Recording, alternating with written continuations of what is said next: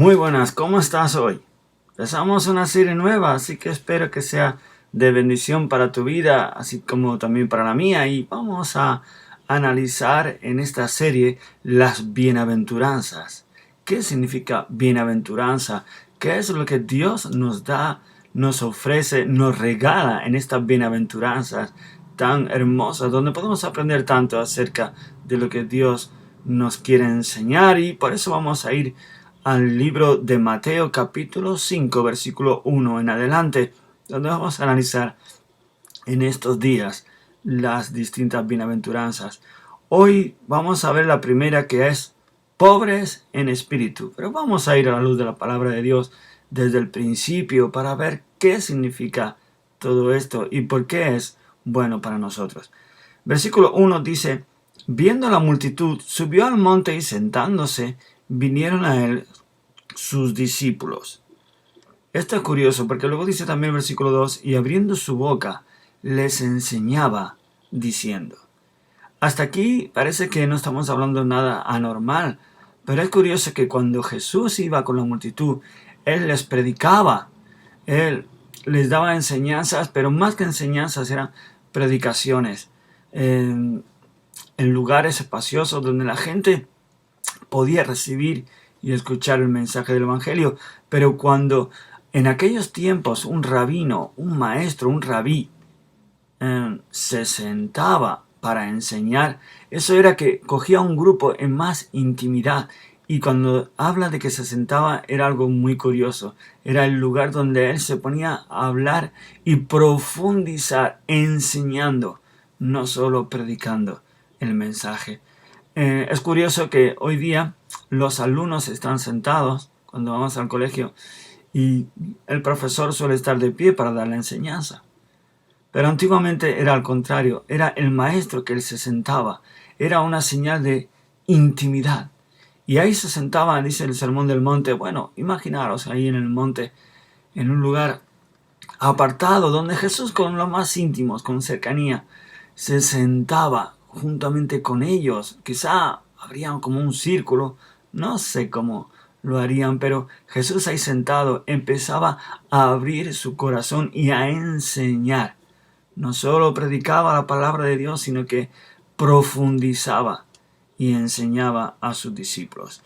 Así que, como hemos leído nuevamente con esta introducción, podemos entender un poco más lo que nos quiere decir el versículo 1 y 2, donde dice, nuevamente leo: viendo la multitud, subió al monte y sentándose, vinieron a él, ¿quién? Sus discípulos. Era el grupo de cercanía. Y abriendo su boca, les enseñaba. Se sentaba y les enseñaba. Y esta es la enseñanza tan importante que Jesús les dio a sus discípulos, que hoy también es para nosotros. Y comenzó diciendo, como dice en el versículo 3, y es el que vamos a hablar hoy: bienaventurados los pobres en espíritu, porque de ellos es el reino de los cielos. Luego vienen más bienaventuranzas que vamos a ir analizando una por una, pero en concreto esta dice: bienaventurados los pobres en espíritu.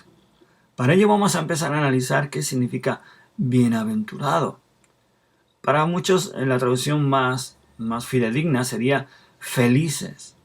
Doblemente feliz, decía mi pastor. El significado de bienaventurado: felices los pobres en espíritu. Felices. También hay un significado que se le podría dar, y es como de una felicitación.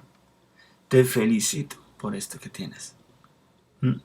Bienaventurados, te felicito. Felicito a los pobres en espíritu.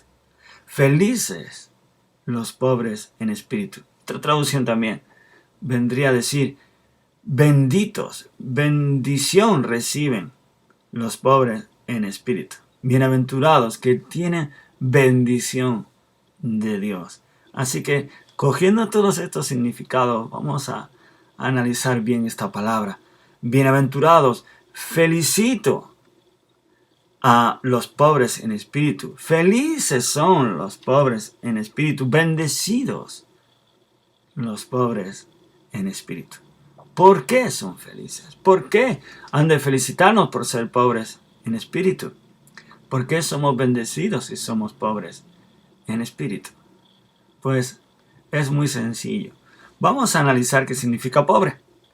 ¿Acaso un pobre no es un necesitado, alguien que tiene necesidad, que depende de otros, porque por sus propios méritos no llega, no tiene una economía? Si estamos hablando de riqueza económica, pobre económicamente sería alguien que no tiene dinero, que no tiene suficiente para cubrir sus gastos diarios.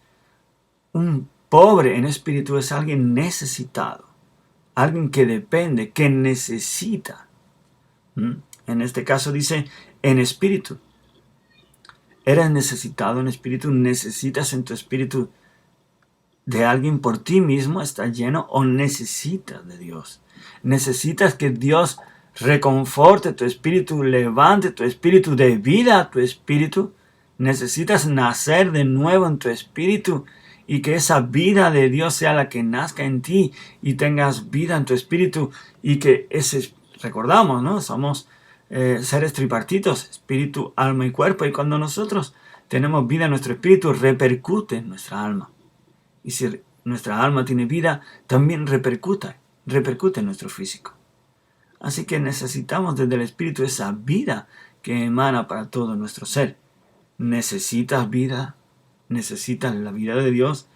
Bueno, vamos a ir para entenderlo mejor a Mateo. Tengo aquí en la Biblia, en papel, Mateo capítulo 9, versículo 9, donde nos dice: cuando Jesús se fue de allí, vio a un hombre llamado Mateo, sentado en la oficina de los tributos, y le dijo: sígueme. Y levantándose, le siguió.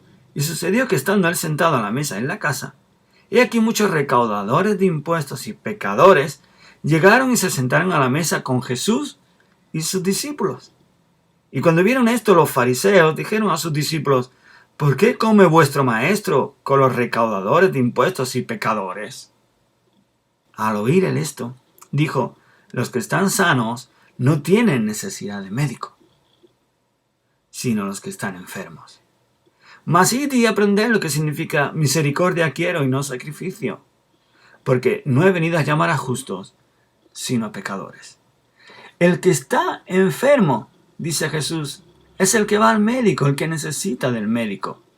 El que está sano no necesita ir al médico. Y aquí dice: yo he venido a buscar a pecadores, no a justos. Pero yo te digo, ¿quién era justo entonces? ¿Había alguien que fuera justo? ¿No eran acaso todos pecadores? ¿No dice la palabra de Dios que a la verdad todos hemos pecado y estamos destituidos de la gloria de Dios? Todos hemos pecado. Todos somos pecadores, necesitamos la salvación de Jesús.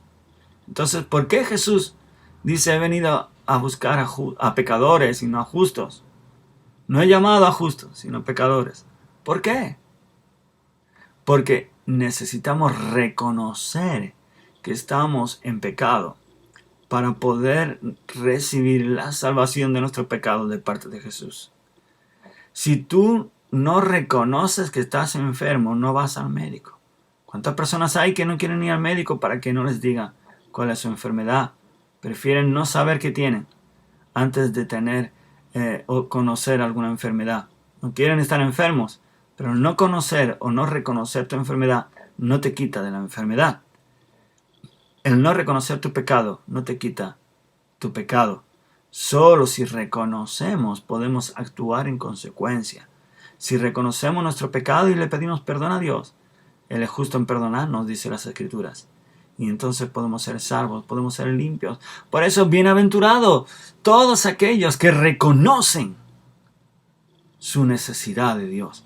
Bienaventurados, felices, todos aquellos que reconocen que necesitan de Dios, porque entonces le buscaremos. Si yo me veo poca cosa, insignificante y no llego, necesito buscar de Dios. Si busco a Dios, Dios me va a recompensar, Dios me va a dar lo que necesito. Por lo tanto, feliz soy si busco a Dios y Él me reconforta. Por eso también dice: bendecidos los pobres en espíritu, porque si yo tengo necesidad en mi espíritu, lo reconozco y busco a Dios, Dios me va a dar, me va a bendecir. Así que felicidades a todos aquellos que tienen necesidad y que lo saben y buscan de Dios, porque entonces vas a encontrarle. felicidades. Y feliz serás si lo haces de todo corazón, porque Dios te va a bendecir. Así que somos bienaventurados en nuestra necesidad, porque Dios va a suplir, nos va a dar todo aquello que necesitamos. Seremos cubiertos, protegidos. Dios nos va a proveer de aquello que necesitamos en todas las áreas de nuestra vida, empezando por lo espiritual. Que Dios te bendiga y seguimos en el próximo día con las bienaventuranzas.